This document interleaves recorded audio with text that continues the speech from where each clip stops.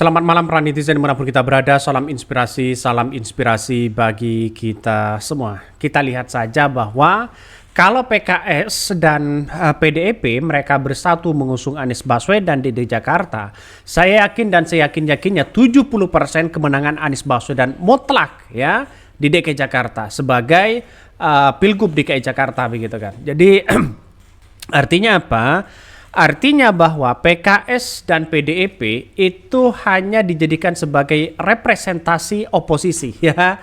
Jadi kekuatan mereka sangat luar biasa di parlemen. PKS juga banyak, apalagi PDIP sebagai pemenang di parlemen. Saya yakin dan saya yakin-yakinnya masyarakat akan simpati kedua partai ini. Karena apa?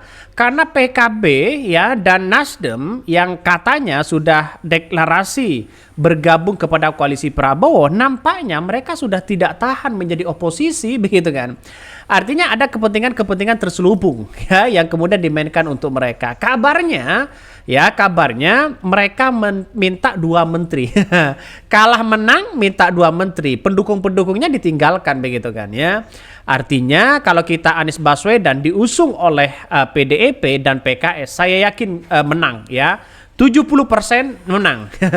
Karena apa? Di DKI Jakarta di DPR-nya begitu kan. PKS itu menang begitu kan ya. PKS itu menang. Apalagi ya dari PKS, Nasdem, terus kemudian PKB, PDIP mereka begitu untuk mengusung Anies Baswedan. Saya yakin dan saya yakin-yakinnya 70% kemenangan bagi Anies Baswedan. Ya, yang namanya politik kita tidak menentu begitu kan ya.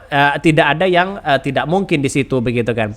Tapi kita lihat saja realitasnya begitu. Banyak pengamat yang sudah mengatakan hampir 70% ya Anies Baswedan itu dipastikan menang. Ya, siapapun lawannya. Apalagi hanya sekelas Ahok, apalagi sekelas Ridwan Kamil dan sebagainya, apalagi tokoh-tokoh yang lain yang popularitasnya sudah kecil di situ begitu kan. Maka dengan adanya seperti ini saya yakin PKS dan PDIP saja kalau mereka mengusung, saya yakin Partai Nasdem dan PKB akan mengikut juga ya untuk mengusung Anies Baswedan sebagai Gubernur DKI Jakarta. PKB sudah menyatakan akan mendukung ya Anies Baswedan untuk maju ya sebagai Gubernur DKI Jakarta. Kita lihat saja. Kalau Anies Baswedan saat ini mereka tidak mau mencalonkan diri sebagai Gubernur Jakarta, maka terah di 2029 kita lihat saja mereka tidak bisa ngapa-ngapain begitu kan, karena kalah dengan popularitas. Mari kita baca, ini banyak sekali komentar-komentar dari netizen yang mengatakan begini, berarti istilah jangan pilih partai pengusung penista agama itu hanya jargon politik kan. Ini komentar dari netizen ya. Emangnya PDIP Perjuangan tidak ada kader yang lebih baik dari Anies? Ada Risma, ada Ahok, ada Anas, ada Saipul, ada Adian. Jadi mereka, tokoh-tokoh mereka saya kira jauh dibandingkan dengan Anies Baswedan. Daripada kalah begitu, mending ya fokuskan aja kepada Anies Baswedan sebagai representasi di situ sebagai oposisi begitu kan. Itu keuntungan bagi PDIP. Dan bisa juga Anies Baswedan ya disetir oleh PDIP untuk melawan bagaimana seorang Prabowo yang kemudian bayangan-bayangan Jokowi yang dimainkan mereka. Artinya apa? Kekuatan seorang Prabowo akan dijegal oleh Anies Baswedan kalau Anies Baswedan menjadi kepala daerah atau menjadi Gubernur DKI Jakarta.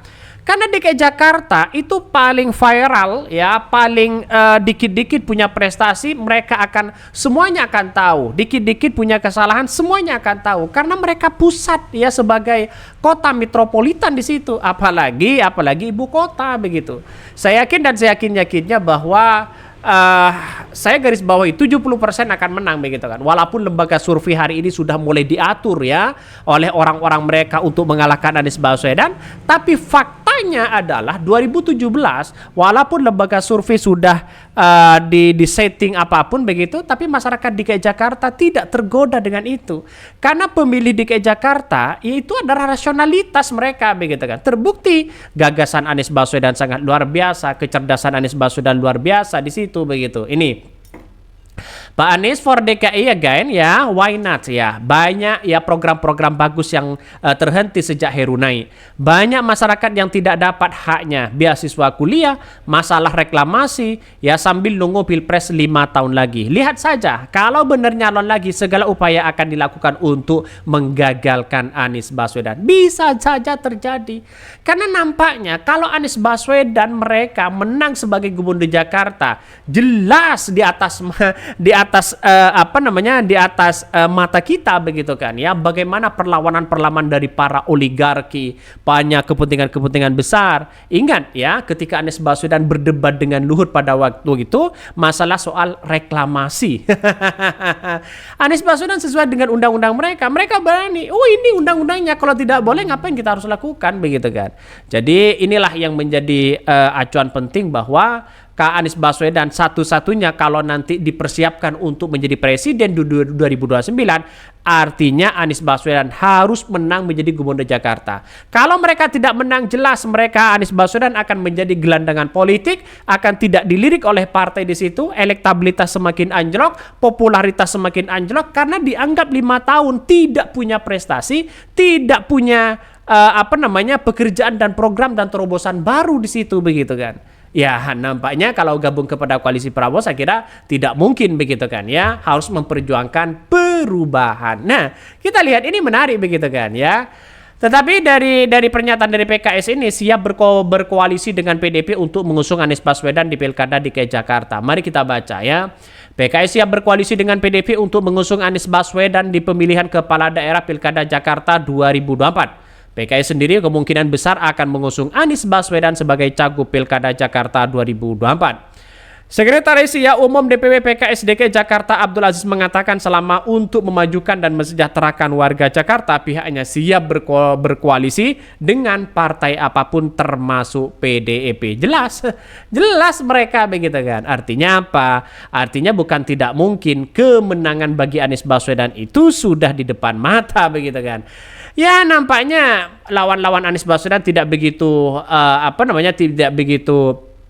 popularitasnya begitu tidak begitu wah begitu dibandingkan dengan Anies Baswedan. Anies Baswedan hari ini itu sebagai sebagai calon yang paling tinggi begitu di DKI Jakarta untuk saat ini. Ya kita lihat saja lembaga-lembaga survei mulai memframing sana sini begitu. Ya inilah kalau orang baik insya Allah yang milih baik juga. Ini Sekretaris Umum DPW PKS DKI Jakarta Abdul Aziz mengatakan selama untuk memajukan dan mensejahterakan warga Jakarta, pihaknya siap berkoalisi dengan partai apapun termasuk PDIP. Sebelumnya, Kepala Badan Pendidikan dan Pelatihan Daerah Dewan Pimpinan Daerah DPD PDIP DKI Jakarta, PDIP DKI Jakarta, Gilbert Simanjuntak, mempersilahkan Anies mendaftarkan diri sebagai bakal calon gubernur DPC atau DPD PDIP. Dan itu ya sudah ditanggapi oleh Anies Baswedan. Ya kalau PDIP ingin mengusung silahkan, berterima kasih mereka begitu kan. Yang selama ini mengatasnamakan bangsa dan negara, apa yang tidak akan diberikan begitu kan ya, apalagi sekelas PDIP. Saya kira kalau PDIP berbicara tentang demokrasi, berbicara terkait dengan kemajuan bangsa dan negara, mereka akan mendukung kok begitu kan. Toh pada hakikatnya mau dukung siapa lagi? Kader-kader yang kemudian punya kompeten luar biasa sudah tidak ada hari ini begitu kan. Ya jalan satu-satunya bagaimana seorang PDIP akan mengalahkan ya Jokowi, akan mengalahkan di balik ini semua begitu kan. Itu yang poin-poin yang paling penting begitu. Ya artinya kalau sama Prabowo tidak ada masalah, yang menjadi masalah di situ adalah seorang wakilnya yaitu adalah Gibran. Kita tunggu saja nasibnya bagaimana ya. Ya, tapi secara kalkulasi politik Anies Baswedan insya Allah menang 70% ya. Mungkin itu ya yang kami sampaikan. Ya, tonton terus channel Hot dari Podcast Rakyat ini karena ada berita-berita menarik dan viral setiap harinya. Salam para netizen, salam inspirasi bagi kita semua. Jangan lupa di subscribe channel YouTube Hot dari Podcast Rakyat ini.